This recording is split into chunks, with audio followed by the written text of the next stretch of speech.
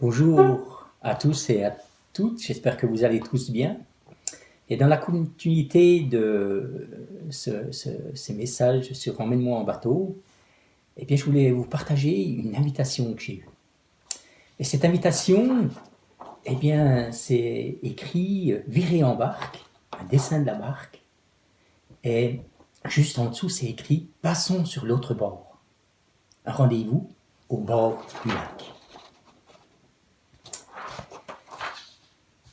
Alors, j'ai répondu à cette invitation.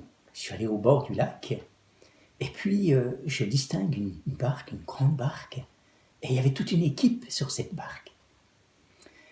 C'était les disciples de Jésus. J'arrive au bord de la barque et Jésus vient près de moi, il me tend son bras. Je lui donne mon bras et il me monte dans la barque. Être en compagnie de Jésus et des disciples. C'est vrai qu'il y a des apôtres, les 12 apôtres et quelques disciples avec Jésus. Et dans ces apôtres, je reconnais Jean. Ah, Jean. On le surnomme l'apôtre de l'amour. Et je me dis, tiens, pendant la traversée, je vais lui poser des questions. Oui, mon couple, il est en crise. Et ma famille, les enfants, on voudrait qu'ils prennent un certain chemin. Ils ne nous écoutent pas, ils ne nous obéissent pas. Et je suis sûr que lui, cet apôtre de l'amour, va me donner des bons conseils. Un peu plus loin, je vois Pierre. Ah, Pierre. Jésus l'a même nommé, il l'appelle le roc. Simon Pierre, le roc. Et je pense que je lui parlais de mon travail. C'est vrai que j'ai des stress dans le travail. Et puis mon entreprise, elle n'est pas florissante. Et c'est vrai que Pierre, c'est un modèle. Il s'est mené sa barque, lui. Il a eu des pêches miraculeuses, qu'on dit. 2 bateaux pleins de poissons. Ah, je vais lui demander des conseils. Un peu plus au coin, je vois, mais c'est Luc. Ah, Luc. Vous savez, il y a un évangile qui porte son nom. On dit qu'il a été inspiré par le Saint-Esprit pour écrire cet évangile. Un médecin inspiré, c'est un médecin qui dit la vérité. Et c'est vrai, il y a quelque chose qui me tracasse dans ma santé. Et je vais lui en parler, je vais lui demander des conseils pour une guérison. Et là, debout, juste devant eux, eh bien, il y a Thomas. Ah, Thomas, c'est un gars. Il croit ce qu'il voit. Ah, il est là. De lui émane une certaine paix. Je trouve que c'est un gars, il a les pieds sur terre. Et Pierre passe aux commandes, il est tellement habitué de conduire des barques, et nous voilà partis. Nous voilà partis sur ce lac d'un calme. Et Jésus, où est-il ? Jésus, il s'est endormi. Mais c'est vrai, avec un lac si paisible. Il y a le ballot, la barque est ballottée d'un côté et de l'autre, comme une berceuse. Quoi faire de mieux ? Une petite sieste. Et ce Jésus, eh bien là, il est vraiment tranquille, il dort profondément. Et tout d'un coup, Pierre, il commence à crier, il dit, mais qu'est-ce que je vois au loin ? Un tourbillon, là, à bâbord, regardez, à droite, sur la barque. Il y a un tourbillon. Et puis, je sens un peu moins rassuré. Et il commence à crier, mais ce tourbillon, il vient sur nous, il vient sur nous. Et tout d'un coup, la mer se déchaîne, le vent se lève, et des vagues viennent heurter les côtés de la barque, même que la barque commence à se remplir. Et moi, je pense à ces tempêtes que j'ai dans ma vie. Et c'est vrai que avec ce couple qui ne marche pas, j'ai suivi un séminaire. Le titre, c'était « Retrouver l'harmonie dans le couple ». Dans mon entreprise, j'ai fait une formation, comment gérer le stress au travail. Et puis, tous les médecins que je suis allé voir, ils ne me donnent pas vraiment de réponse par rapport à cette maladie qui est là.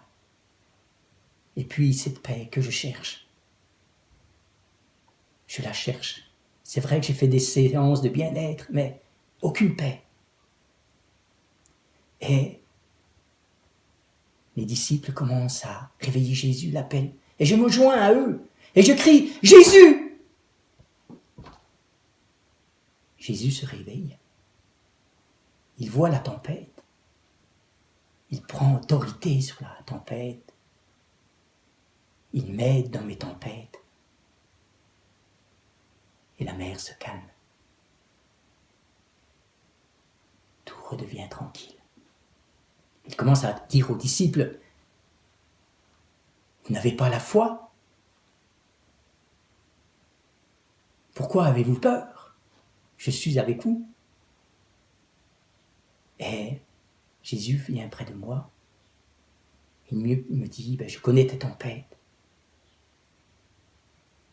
Et pourquoi n'as-tu pas la foi?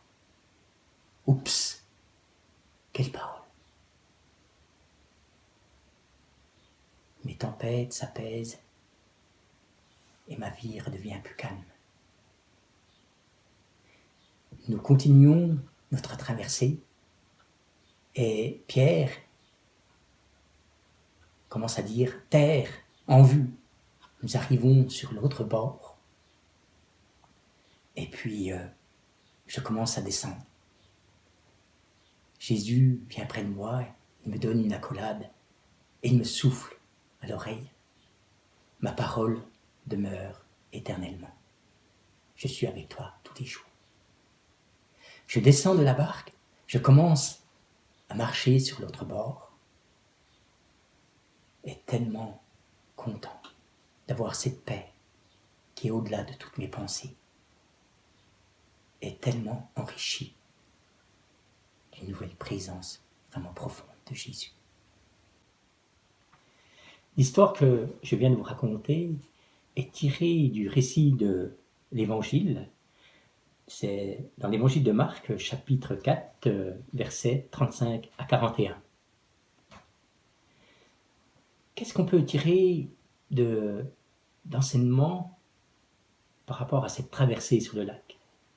Premièrement, je crois que dans nos vies, nous pouvons avoir l'impression d'être sur un lac tranquille.